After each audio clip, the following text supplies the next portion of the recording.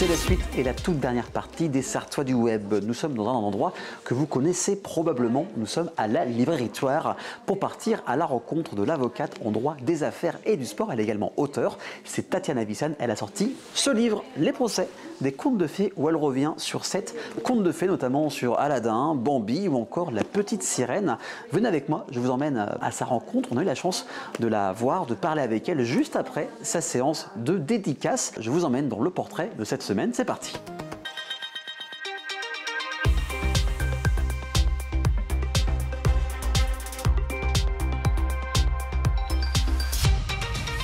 Tatiana, bonjour, comment ça va aujourd'hui ? Ça va très bien, je suis au Mans, à la librairie Thouars, et donc je suis très ravie de pouvoir bénéficier de ce bel écrin pour présenter mon livre. Et en plus, c'est une première fois au Mans. Exactement. Tu découvres le Mans. Première fois au Mans, première fois dans une librairie au Mans, donc là c'est parfait, on cumule les premières fois, très bon signe. Donc juste pour résumer, restituer un peu qui tu es, tu fais pas mal de choses. Avocat depuis plus d'une quinzaine d'années en droit des affaires et du sport, ainsi que mandataire sportive, c'est ça. Co-responsable de la commission des nouveaux métiers de l'Ordre des avocats de Paris. Pour sa directrice d'édition de la maison Henrik B Édition. Et tu as écrit un livre, c'est pour ça que tu es là aujourd'hui. Exactement. Déjà, comment on arrive à catégoriser les différents postes en termes de semaine? Ça se passe comment ta semaine en général pour ma semaine est assez chargée. Alors je suis avocate, donc je passe la grande majeure partie de mon temps à travailler les dossiers, défendre les intérêts de mes clients, avec une spécialité aussi dans le secteur sportif, ce qui fait qu'il y a beaucoup de travail qui se passe le soir, le week-end. Donc un emploi du temps assez chargé, mais dans cet emploi du temps, j'ai quand même un aspect qui me tient à cœur, c'est de pouvoir avoir une part qui est réservée à l'écriture ou à l'accompagnement d'écriture. Et c'est pour ça que, comme tu l'as dit très justement, je suis directrice de collection, une collection qui s'appelle Le Meilleur du droit chez Henrik B Édition et qui compte aujourd'hui une 40aine d'ouvrages avec un objectif qui est de démocratiser l'accès au droit, qui est une matière souvent perçue et à juste titre comme austère, alors austère peut-être pas, mais technique, en tout cas ça c'est sûr. Donc j'ai voulu aussi avoir cet aspect pédagogique, mais c'est aussi quelque chose que j'ai dans le cadre de mes dossiers, c'est-à-dire que quand j'ai quelqu'un qui vient me voir pour une problématique, mon premier travail c'est de lui faire comprendre déjà quelle est la problématique sur le plan juridique, comment est-ce qu'on va la travailler, quels sont les textes de loi qui s'appliquent. Et donc ça je trouve que c'est très important en tant que praticienne de pouvoir avoir déjà cette dimension pédagogique et d'arriver à se faire comprendre, autrement dit, par le client. Et c'est quelque chose que j'ai décanté au secteur éditorial, à destination de personnes qui font du droit ou pas, ou en tout cas qui s'intéressent à la matière. Et c'est quelque chose qui est vraiment naturel en fait dans ma manière d'aborder le droit et d'aborder toutes les questions de justice. Donc j'ai réussi à m'aménager un peu de temps, soit pour accompagner des auteurs à écrire des livres comme des livres de pop culture, comme Le droit dans la saga Harry Potter ou Le Seigneur des Anneaux ou des BD, mais toujours pour avoir ce côté justice qui fait partie de notre quotidien et qui malheureusement n'était jusque récemment que travailler ou éditer sous l'angle assez rébarbatif des manuels. Alors c'est assez important pour les études, mais c'est vrai que c'est pas forcément ce qu'on a envie de lire le soir. C'est-à-dire que le droit est rébarbatif en fonction du prisme par lequel on attaque le droit, ou on se fait attaquer par le droit, parce que ça peut être réciproque. J'avais pas envie qu'on ait du droit difficile, du droit qu'on n'ait pas envie de lire ou auquel on n'ait pas envie de s'attaquer. J'avais vraiment envie d'avoir quelque chose qui reflète la beauté du droit, des règles avec lesquelles on est en accord ou pas, qui sont le socle de notre société. Et ça, je trouve que c'est fondamental. Et pour bien comprendre aussi le fonctionnement de la société, le fonctionnement de la justice, le fonctionnement des avocats, des juges, c'est important de pouvoir comprendre comment fonctionne la mécanique du droit. Et ça, c'était pour moi quelque chose qui était essentiel. C'est pour ça que j'ai eu la chance de pouvoir le proposer à mon éditeur, les éditions Henrik B. Je suis arrivée quelques années plus tard à écrire ce livre qui est Le procès des contes de fées. On va en parler, ça tombe bien, la transition est toute trouvée. Donc les procès des contes de fées, c'est en fait cette histoire, cette conte qu'on connaît via divers médias. On parle d'Aladin, on parle du Chapeauté, on parle également de Blanche-Neige, où on est vraiment dans une salle d'audience finalement. On va avoir du coup le procès de ces contes de fées. D'où est venue l'envie et peut-être le déclic de se dire tiens, je vais m'attaquer à ces contes de fées et faire leur procès? Le premier élément de réponse, c'est le fait que je sois avocate. Oui. Alors forcément, j'ai déjà une lecture juridique des contes de fées. Alors pas au départ, parce que comme tout le monde, les contes de fées, je les ai découverts quand j'étais enfant. On me les a lus, j'en ai vu des versions adaptées à la télé, notamment tout ce qui est Disney, etc. Et donc je suis avocate aussi, donc j'ai aujourd'hui cette casquette, ces lunettes juridiques qui font que je décrypte aussi les fictions sous un angle qui est un angle un peu différent. Je dirais le croisement s'est fait à partir du moment où j'ai commencé à les lire à mon fils et où je me suis posé la question de savoir, il y a certains contes dont je me suis dit je ne peux pas les raconter en l'état. Ça a été ma première réaction. Je me suis dit en fait les contes regorgent d'infractions pénales, il y a énormément de choses qui seraient répréhensibles sur le plan strictement juridique. Comment je peux raconter ça à mon fils ou comment est-ce qu'on peut raconter ça aux enfants? Et ça a été mon premier questionnement, alors sans tomber non plus dans tout ce qui est cancel culture, mais je me suis vraiment posé la question de savoir aujourd'hui, un conte comme le conte de la Belle au bois dormant, avec le baiser sans consentement et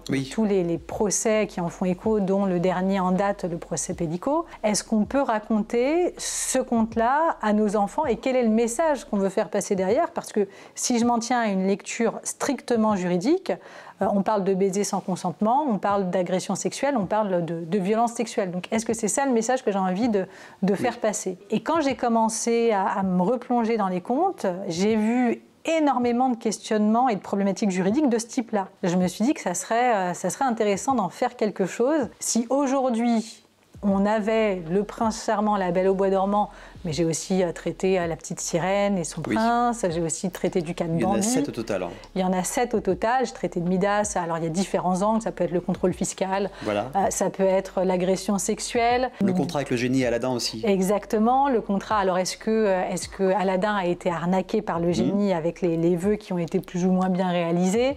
Dans chaque conte, j'ai une problématique avec un angle spécifique que j'aborde sous l'angle de la justice. Et en plus, quand on lit le livre, il y a aussi cet aspect un peu grimoire conte avec des dessins, on rentre directement dans le vif du sujet. Il y a aussi des personnages tout à fait. Du procès. C'est très visuel en fait quand on commence à lire, c'est qu'on s'imagine déjà dans la salle d'audience, et aussi il y a ce côté un peu, comme au cinéma, on brise le quatrième mur. Par exemple, je pense à Deadpool quand il parle à la caméra et tout. Oh! Eh bien bonjour.